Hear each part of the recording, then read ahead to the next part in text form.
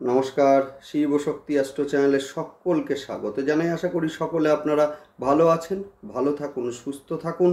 আগামী 25শে আগস্ট শুক্রদেব গোচর করছেন কন্যা রাশিতে এবং যেখানে কিন্তু শুক্রদেব নিচস্থ হবেন।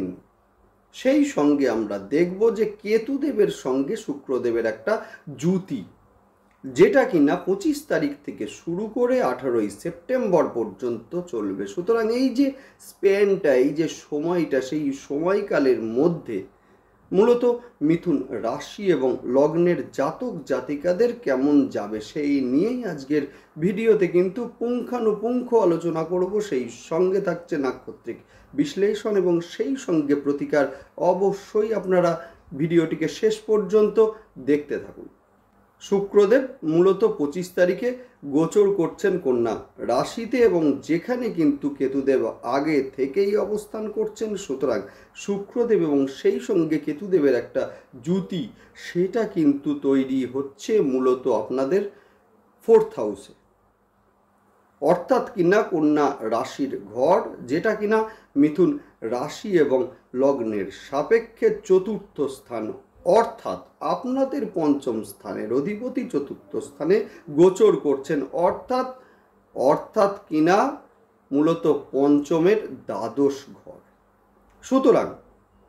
সুতরাং আমরা দেখব কিছুটা মানসিক চঞ্চলতা এই সময়ে বৃদ্ধি পেতে। সেই সঙ্গে আমরা দেখব যে প্রেমের ক্ষেত্রে কিছুটা ডিস্টেন্স, সেইটা কিন্তু সৃষ্টি হতে, প্রেমের ক্ষেত্রে গোপনীয়তা সেই জায়গাটাও কিন্তু আসবে এবং সেই সঙ্গে সন্দেহের জায়গাটাও কিন্তু মূলত তৈরি হওয়ার একটা ক্ষেত্র, সেইটা কিন্তু প্রস্তুত হচ্ছে সেই সময় থেকেই। সেই সঙ্গে মায়ের শরীর নিয়ে একটা দুশ্চিন্তা, সেইটা কিন্তু বাড়তে লক্ষ্য করা যাবে এই সময়।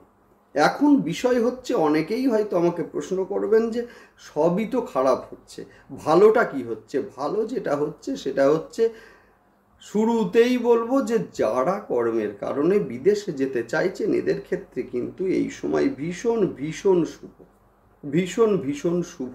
সেই সঙ্গে আমরা দেখব যে মূলত কর্মের ক্ষেত্রে প্রমোশন এবং সেই সঙ্গে ট্রান্সফার, সেইটাও কিন্তু আমরা লক্ষ্য করব মূলত এই সময়ে। নতুন কর্মের প্রাপ্তির একটা সম্ভাবনা, যদিও মূলত যে সমস্ত নক্ষত্রের ক্ষেত্রে প্রমিনেন্ট হচ্ছে সেইগুলো আলোচনা করব। ভিডিওটি আপনারা শেষ পর্যন্ত দেখতে থাকুন।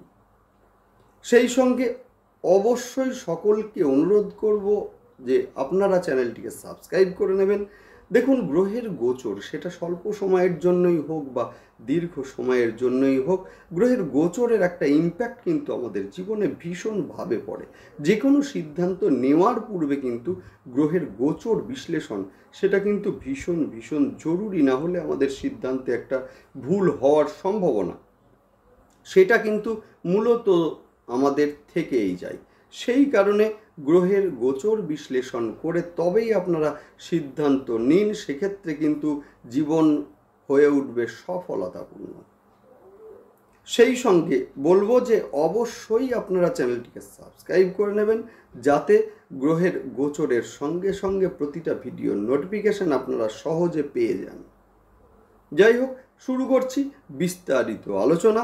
শুরুতেই আমরা বলবো যে শুক্রদেব কিন্তু 25 তারিখে অর্থাৎ 25শে আগস্ট গোচর করছেন মূলত কন্যা রাশিতে এবং যেখানে কিন্তু শুক্রদেব নিচস্থ হবেন এবং সেই সঙ্গে কেতুদেবের সঙ্গে একটা যুতি, সেইটা কিন্তু সৃষ্টি হতে লক্ষ্য করব আমরা, যার ফলে কিন্তু বিদেশে যারা কর্মের কারণে যেতে চাইছেন সেক্ষেত্রে কিন্তু যথেষ্ট শুভ। এই যে শুক্র কেতুর যে কম্বিনেশন, সেইটা কিন্তু যথেষ্ট শুভ। সেই সঙ্গে আমরা বলবো যে স্বামী এবং স্ত্রীর মধ্যে একটা মানসিক ডিস্টেন্স, সেইটাও কিন্তু এই সময়ে আমরা লক্ষ্য করব। সেই সঙ্গে প্রেমের ক্ষেত্রে অহেতুক একটা ঝামেলার সৃষ্টি এবং এর ফলে দূরত্ব সৃষ্টি হতে লক্ষ্য করা যাবে। প্রেমের ক্ষেত্রে একটা সন্দেহের বাতাবরণ সেইটাও কিন্তু তৈরি হতে এই সময়ে আমরা লক্ষ্য করব। কন্যা সন্তানের শারীরিক অসুস্থতা এবং যে কারণে একটা দুশ্চিন্তা বৃদ্ধি, সেইটাও কিন্তু লক্ষ্য করা যাবে মূলত এই সময়ে। মায়ের শরীর নিয়ে কিছুটা দুশ্চিন্তা সেইটাও কিন্তু এই সময়ে লক্ষ্য করা যাবে। এবং সেই সঙ্গে আমরা দেখব যে মায়ের অসুখ সহজে ধরা না পড়া সেইটাও কিন্তু আমরা এই সময়ে লক্ষ্য করব। বন্ধুদের দ্বারা প্রতারিত হওয়ার ঘটনা সেইটাও কিন্তু লক্ষ্য করা যাবে। মিথুন রাশি যেটা কিনা বায়ু তত্ত্বের একটি রাশি এবং সেই সঙ্গে বুধ এই রাশির অধিপতি, যে বুধ কিন্তু ম্যাচিওর, অর্থাৎ আমরা সহজে লক্ষ্য করি যে হঠাৎ করে পেটের কথা বলে ফেলা, মানুষকে সহজে বিশ্বাস করে ফেলা, এরা কিন্তু ভীষণ রোম্যান্টিক হয়ে থাকে। যদিও এই যে বিশ্বাসের জায়গাটাই কিন্তু একটু বাঁধন দিতেই হবে মূলত মিথুন রাশি এবং লগ্নের জাতক জাতিকাদের। সেই সঙ্গে আমরা দেখব যে বিশ্বাস করে কোনো গোপন কথা বন্ধুর সঙ্গে শেয়ার করেছিলেন, সেই কথা বর্তমানে প্রকাশিত হওয়া বা তার ফলে কিছুটা অস্বস্তি বৃদ্ধি হতে, সেইটাও আমরা লক্ষ্য করব। এই সময়ে প্রেমিক বা প্রেমিকার শরীর নিয়ে কিছুটা দুশ্চিন্তা বৃদ্ধি পাওয়ার সম্ভাবনা রয়েছে এই সময়ে। জমি জায়গা বা ফ্ল্যাট বা বাড়ি যারা এই সময়ে কিনতে চাইছেন, এদের ক্ষেত্রে কিন্তু সময়টা যে খুব একটা শুভ সেটা বলা যাবে না, কারণ আপাত দৃষ্টি দিয়ে আপনার হয়তো মনে হলো যে বাড়িটার সব কিছু ঠিকই আছে, আপনি হয়তো কিনলেনও, যদিও পরবর্তীকালে বাস্তু সংক্রান্ত কোনো সমস্যা বা বাড়ির আইনগত কোনো লিটিগেশন সেইটাও কিন্তু বেরিয়ে আসার সম্ভাবনা সেটা কিন্তু রয়েছে। সেই কারণে যদি নেহাতি বাড়ি জমি বা ফ্ল্যাট এই সময়ে কিনতে হয়, সেক্ষেত্রে আইনজ্ঞের পরামর্শ অবশ্যই আপনারা নিন এবং সেই সঙ্গে ভালো করে পেপারসপত্র সার্চিং করে তবেই আপনারা অবশ্যই কিনতে পারেন। সেই সঙ্গে বলবো যে মানসিক অস্থিরতা কিছুটা বৃদ্ধি পাবে এই সময়ে, অজানা একটা চাপ সেইটাও কিন্তু কাজ করতে লক্ষ্য করব আমরা এই সময়ে। কর্মক্ষেত্রে উন্নতির সম্ভাবনা সেইটা কিন্তু এই সময়ে লক্ষ্য করা যাচ্ছে, যেহেতু চতুর্থে শুক্রদেবের অবস্থান এবং আপনাদের দশম স্থানের দৃষ্টি, যার ফলে কিন্তু কর্মক্ষেত্রে উন্নতির একটা সম্ভাবনা সেইটা আমরা লক্ষ্য করব। এবং সেই সঙ্গে শুক্রদেব কিন্তু আপনাদের দ্বাদশ ঘরেরও অধিপতি, যার ফলে দূরে ট্রান্সফার প্রমোশনের সঙ্গে সঙ্গে সেইটাও কিন্তু আমরা এই সময়ে লক্ষ্য করব। স্বামী বা স্ত্রীর কর্মপ্রাপ্তি সেইটা কিন্তু এই সময়ে লক্ষ্য করা যাবে। যারা সোশ্যাল মিডিয়ায় আছেন, হতে পারে আপনার একটা ইউটিউবের চ্যানেল রয়েছে অথবা ফেসবুকে একটা পেজ রয়েছে, সেই ক্ষেত্রে বলবো যে জনপ্রিয়তা বৃদ্ধি সেইটাও কিন্তু এই সময়ে লক্ষ্য করা যাবে। কর্মক্ষেত্রে একটা অস্থিরতা বা চাপ যেটা কাজ করছিল, সেই ক্ষেত্রে আমরা দেখব যে কর্মক্ষেত্রে একটা স্থায়িত্ব আসতে এবং সেই সঙ্গে সেই অস্থিরতা থেকে আপনারা বেরিয়ে আসবেন অবশ্যই। যদি আপনার বর্তমানে শুক্রের দশা বা অন্তর্দশা চলে এবং সেই সঙ্গে শুক্রদেব যদি আপনাদের জন্মছকে মূলত শুভ অবস্থায় অবস্থান করেন, অর্থাৎ নিচস্থ না থাকে বা শত্রু গৃহগত না থাকে বা শত্রু গ্রহের দৃষ্টি না থাকে, সেক্ষেত্রে কিন্তু ভীষণ ভালো রেজাল্ট পেতে চলেছেন আপনারা 100%। এবং সেই সঙ্গে নতুন কর্মের প্রাপ্তি সেইটাও কিন্তু এই সময় আমরা লক্ষ্য করব। নেক্সট আমরা যেটা আলোচনা করব সেটা হচ্ছে নাক্ষত্রিক বিশ্লেষণ। শুরুতেই আমরা বলবো মৃগশীর্ষা নক্ষত্রের জাতক জাতিকাদের অর্থের ব্যয় এই সময়ে বৃদ্ধি পাবে। জমি বাড়ি ইত্যাদি নিয়ে একটা সমস্যা তৈরি হওয়ার সম্ভাবনা এই সময়ে রয়েছে। মানসিক অস্থিরতা বৃদ্ধি পাবে এই সময়ে। সন্তানের শরীর নিয়ে কিছুটা দুশ্চিন্তা বৃদ্ধি সেইটাও কিন্তু এই সময় লক্ষ্য করা যাচ্ছে। শেয়ারে যারা ইনভেস্ট করেন এদের ক্ষেত্রে কিন্তু সময়টা যথেষ্ট শুভ।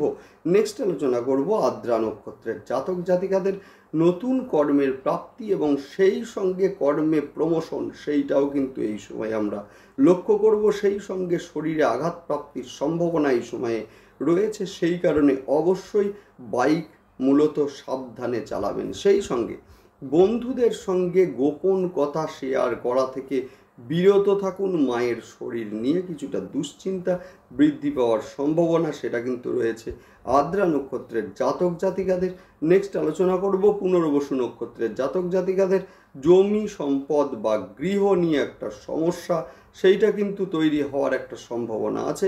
মানসিক অস্থিরতা বৃদ্ধি পাওয়ার একটা সম্ভাবনা, সেইটাও কিন্তু এই সময়ে তৈরি হচ্ছে। সেই সঙ্গে মায়ের শরীর নিয়ে একটা দুশ্চিন্তা বৃদ্ধি, সেইটাও কিন্তু এই সময়ে আমরা লক্ষ্য করব।